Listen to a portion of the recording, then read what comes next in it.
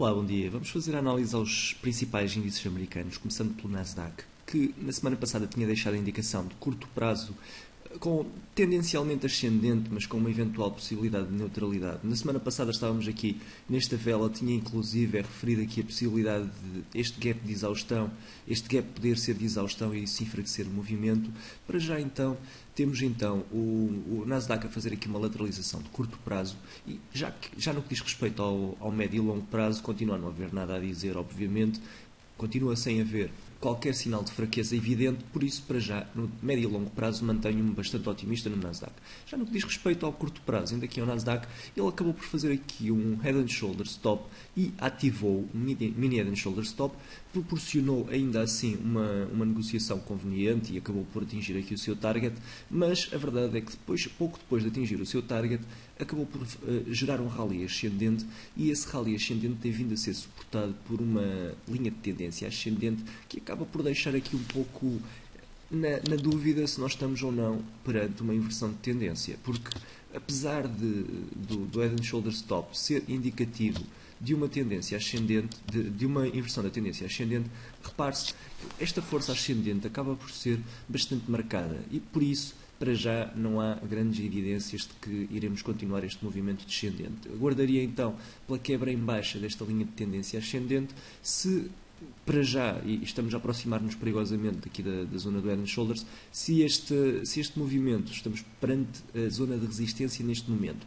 se esta resistência for quebrada, então foi apenas um falso sinal e o Nasdaq continuará para máximos. Ainda assim, e não obstante, nada nos indica para já neste rally ascendente que não tenhamos também apenas um pullback à zona quebrada e que possamos depois a posteriori ter aqui uma continuação do movimento descendente, apesar de geralmente os pullbacks, como sabem, serem muito mais rápidos em termos temporais. Isto parece-me para já de facto uma nova consolidação da tendência secundária, o que seria péssimo para os curtos, excelente para os longos, como é óbvio. Assim, eu vou deixar então aqui no curto prazo, vou apagar para já a seta verde, porque tivemos já a ativação do Head and Shoulders Stop, há que ter respeito pelo padrão do gráfico horário. No curto prazo vamos deixar então a neutralidade para vermos o que acontece.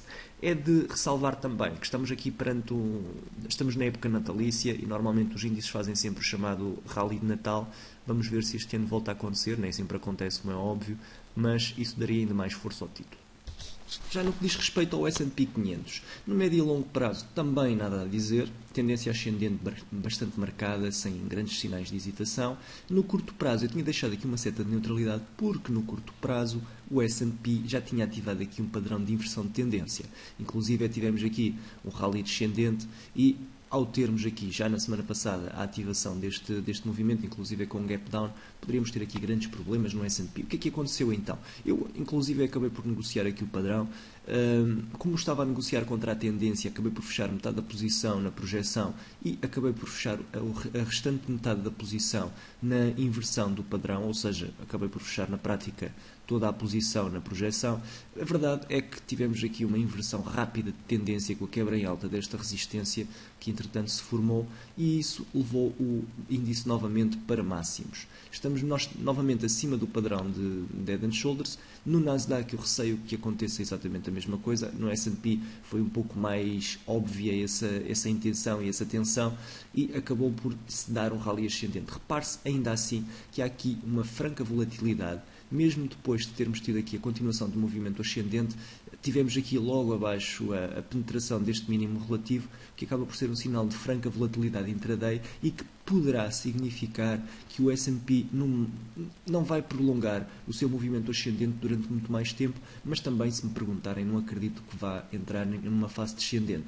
Acredito sim que vai entrar em lateralização ascendente, algo semelhante àquilo que aconteceu aqui nesta fase, que aconteceu também aqui, que acaba por acontecer também aqui, um ciclo de lateralização para depois dar início a uma ligeira correção. Esta lateralização ainda assim poderá prolongar o movimento, mas de forma um pouco mais neutral, digamos assim.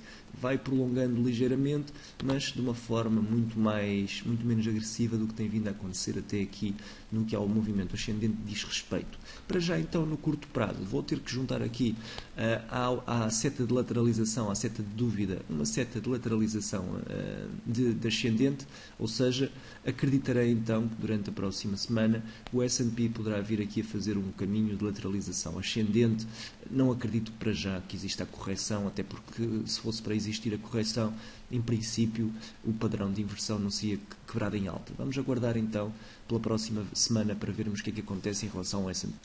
Para terminar, uma visão muito rápida pelo Dow Jones e pelo Russell. O Dow Jones, versão altamente bullish, ainda está mais bullish do que o S&P. O Dow Jones normalmente tem um comportamento um pouco mais linear no que diz respeito ao médio e longo prazo. Acaba por ser mais fácil de negociar do que o próprio S&P. Nada a dizer, como podem ver, tendência ascendente e fortemente ascendente. Já no que diz respeito ao Russell, temos aqui ainda a luta contra a resistência. As pequenas e médias empresas americanas continuam aqui numa grande luta para conseguirem quebrar a resistência, não conseguem ainda ir para máximos. Isso até que aconteça, repare-se, poderão passar meses desde o primeiro toque nesta zona de resistência, já passaram 9 meses, por isso é perfeitamente normal que tenhamos novamente, por exemplo, aqui um rally descendente até à zona de suporte e depois um novo rally ascendente até à zona de resistência, ou então pode também quebrar já.